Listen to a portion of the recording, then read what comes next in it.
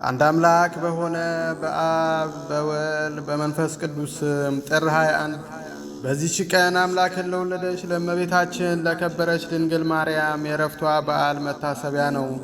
ያን ጊዜ እመቤታችን በልጇ በጌታችን በፈጣሪያችንና በመድኃኒታችን ኢየሱስ ክርስቶስ በከበረ መቃብሩ ቦታ ትጸልይ ነበረ። ከዚህ ዓለም እንደምትለይ መንፈስ ቅዱስ ነገራት። ከዚህም በኋላ ከደብረ ዘይት ደናግል መጡ፣ ጌታችን ነግሯቸዋልና እርሷም ነገረቻቸው። በዚያንም ጊዜ እመቤታችን እንዲህ ብላ ጸለየች። ልጄ ወዳጄ ጌታዬና ፈጣሪ ኢየሱስ ክርስቶስ ሆይ ልመናዬን ተቀብለህ ደቀ መዝሙርህን ዮሐንስን በዚህ ሰዓት አምጣው። እንዲሁም ሕያዋን እንደሆኑ ሐዋርያትን ሁሉንም ነፍሳቸውንም የለየሃቸውን አምጣቸው። አንተ የሕያዋንና የሙታን አምላክ ነህና ለአንተ ምስጋና ይሁን ለዘላለሙ አሜን።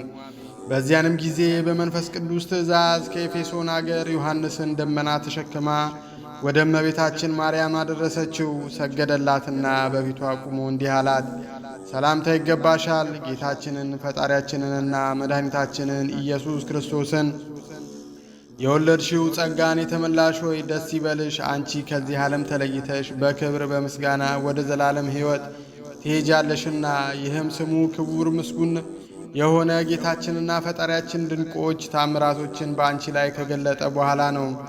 እመቤታችን ቅድስት ድንግል ማርያምም ይህን በሰማች ጊዜ እጅግ ደስ አላት። እግዚአብሔርንም እንዲህ ብላ አመሰገነችው።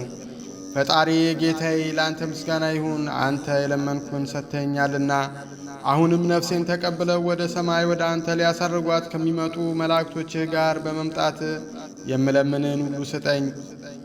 በዚያን ጊዜም ከሰማይ እንዲህ የሚል ቃል መጣ። እነሆ አሁን መላእክት ይደርሳሉ፣ ሐዋርያትም ሁሉ ከምድር ዳርቻ በደመና ተጭነው ለሰማይና ለምድር ጌታ ለኢየሱስ ክርስቶስ እናቱ ወደ ሆነች ወደ ቅድስት ድንግል ይደርሳሉ። ወዲያውኑ ሁሉም ሐዋርያት የሞቱትም ከመቃብራቸው ተነስተው ወደ እመቤታችን ደርሰው ሰገዱላት። አምላካችን ከአንቺ የተወለደ ጸጋን የተመላሽ ሆይ ደስ ይበልሽ፣ እርሱ ከዚህ ዓለም ለይቶ ቃል ኪዳን እንደሰጠሽ በክብር በምስጋና ከእርሱ ጋር ያሳርግሻልና አሏት። በዚያን ጊዜም እመቤታችን በአልጋዋ ላይ ተቀመጠች። ሐዋርያትንም እንዲህ አለቻቸው፣ ፈጣሪያችሁ ኢየሱስ ክርስቶስ እንደሚመጣ እናንተንም እንዳየኋችሁ እንደማየው አሁን አወቅሁ። ከዚህ ከሥጋዬ ሞትቼ ወደ ዘላለም ሕይወት እሄዳለሁ። ነገር ግን ትነግሩኝ ዘንድ እሻለሁ፣ ከዚህ ዓለም እንደምለይ ከወዴት አወቃችሁ? ጴጥሮስና ሐዋርያት ሁሉ ወደ አንቺ እንመጣ ዘንድ መንፈስ ቅዱስ አዘዘን። በደመና ላይም በተጫን ጊዜ ወደ አንቺ እንደ ዓይን ጥቅሻ ፈጥነን ደረስን አሏት። እመቤታችን ማርያምም ይህን ነገር ከሐዋርያት በሰማች ጊዜ ድምጿን ከፍ አድርጋ እንዲህ አለች፣ ጌታዬና ፈጣሪ ኢየሱስ ክርስቶስ ሆይ ክቡር ምስጉን የሆነ ስምህን ፈጽሜ አመሰግናለሁ። የእኔን የአገልጋይህን መከራ ተመልክተህ ድንቅ ኃይልን አድርገህልኛልና ከእንግዲህ ወዲያ ትውልድ ሁሉ ያከብሩኛል፣ ያመሰግኑኛል። ጸሎቷንና ምስጋናዋን ስትጨርስ ሐዋርያትን እንዲህ አለቻቸው፣ ዕጣንም አምጥታችሁ በማጠን የጌታዬን ኢየሱስ ክርስቶስን ስሙን ጥሩት። እነርሱም እንዳዘዘቻቸው አደረጉ። በዚያንም ጊዜ የክብር ባለቤት ጌታችን ኢየሱስ ክርስቶስ እልፍ አእላፋት መላእክት አጅበው እያመሰገኑት መጣና አረጋጋት። ያዘጋጀላትንም ተድላ ደስታ ነገራት። በዚያንም ብዙዎች ድንቆች ታምራቶች ተደረጉ።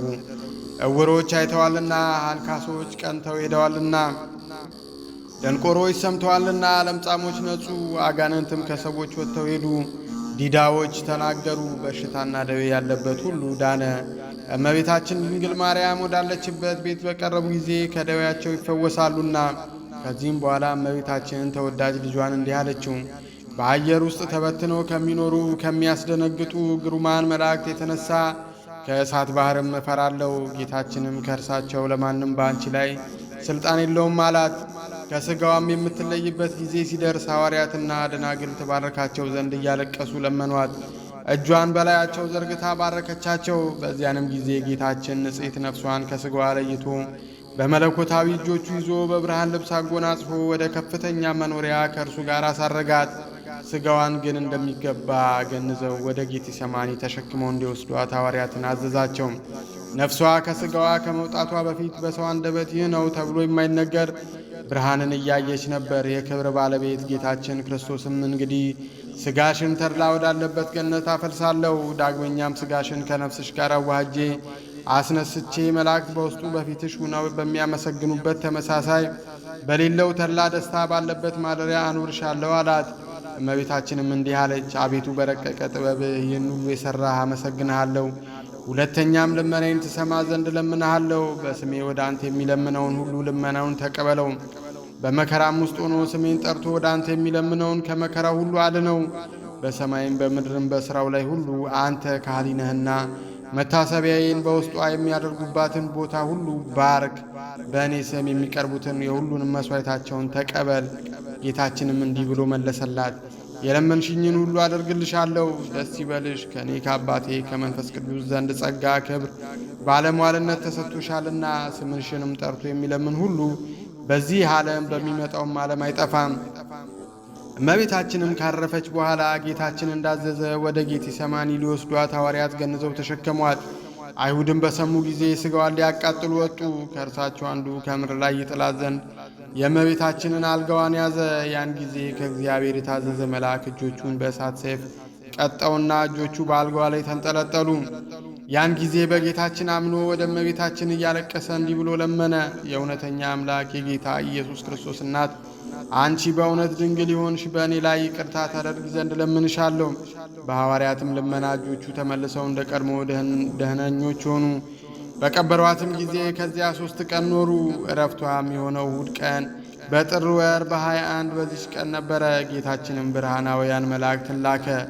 እነርሱም ሥጋዋን ከመቃብር ወስደው በገነት ውስጥ በዕፀ ሕይወት ሥር አኖሯት።